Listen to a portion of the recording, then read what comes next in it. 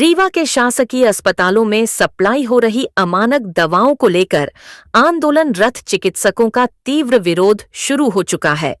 मरीजों का इलाज सरकारी अस्पतालों में जिन दवाओं से हो रहा था, उनमें से कुछ दवाओं को अस्पताल के ही चिकित्सक अमानक बता रहे हैं। बताया गया कि पूर्व में भी चिकित्सक विरोध कर चुके हैं, लेकिन सरकारी सिस्टम के चलते ये सिस्टम नहीं बदल सका। रीवा के श्याम शाह मेडिकल कॉलेज में अपनी मांगों को लेकर लामबंद हुए।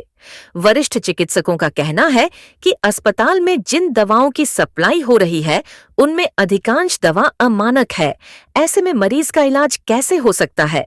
चिकित्सकों ने यहां तक कहा कि पूर्व में भी इस संबंध में प्रशासन और शासन से बात की गई, लेकिन कोई भी परिवर्तन नहीं किया गया, जिस कारण मरीज का इलाज जिस दवा से हो ही नहीं सकता, उस दवा से मरीजों का इलाज हो रहा है। वरिष्ठ चिकित्सकों ने यह भी आरोप लगाया है कि अमानक दवा की सप्लाई संजय गांधी अस्पताल, जिला चिकित्सालय, सुपर स्पेशलिटी अस्पताल सहित सभी सरकारी अस्पतालों में हो रही है। उनका कहना है कि चिकित्सक मरीज का इलाज करते हैं और अच्छा परिणाम भी देना चाहते हैं, लेकिन इलाज के लिए जो आधार है वह दवा ही अमानक है, तो मरीज का इलाज फिर कैसे हो सकता है?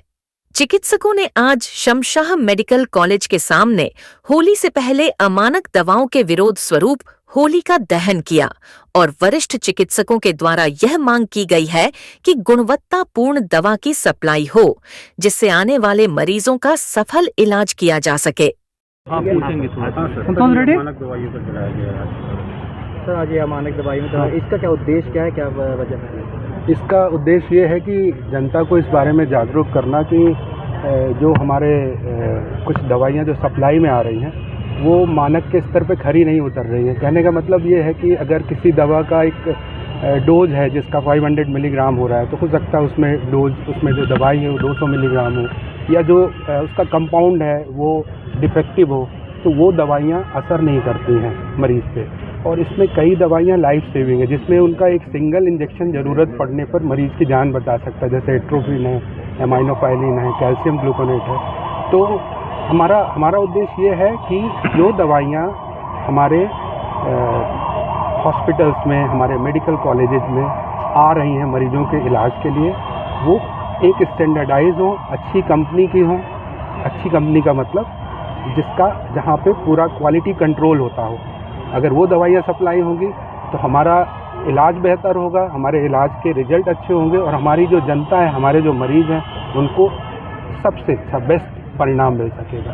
ये हमारा उद्देश्य है। गवर्नमेंट द्वारा जो सप्लाई की जाती है वही दवाई? हाँ, हमारे जो मेडिकल कॉलेजेस और जो अपने ज़िला अस्पताल हैं या CHC, PHC, वहाँ पे सारी दवाइयाँ जो हैं वो गवर्नमेंट से सप्लाई होती हैं और सेंट्रल परचेज के तहत क्रय की जाती है। अभी तक ये दवाइयों का रिसर्च एंड डेवलपमेंट हुआ था, सब कुछ था, पर अभी से अमानक कैसे हो गई? नहीं, आप देखिए, दवाई अमानक नहीं है, जो सप्लाई हो रही है वो अमानक है। सपोज हम एक कोई दवा लिख रहे हैं, है ना, हम उसका नाम लिख रहे हैं कि लीवोफ्लॉक्सासिन दवा है। दवा तो वो रिसर्च और उससे लीवोफ्लॉक्सासिन इस बीमारी में काम करती है, ये पक्का है, लेकिन जो दवाइयाँ यहाँ मरीजों को दी जा रही हैं वो अमानक पाई गई हैं। तो यहाँ रिसर्च एंड डेवलपमेंट से बात नहीं है, जो सप्लाई हो रही है वो सही ढंग से नहीं हो पा रही है। सर, लगभग ऐसी कितनी दवाइयाँ होगी, किस किस बीमारी में इस्तेमाल होती है? अब जैसे इसमें ये आपने देखा होगा, 3 महीने पहले एक न्यूज़ आई थी, आपके सभी पेपर्स में थी कि ये दवाइयाँ अमानक पाई गई। मैंने आपके PDF फाइल में शेयर भी किया था।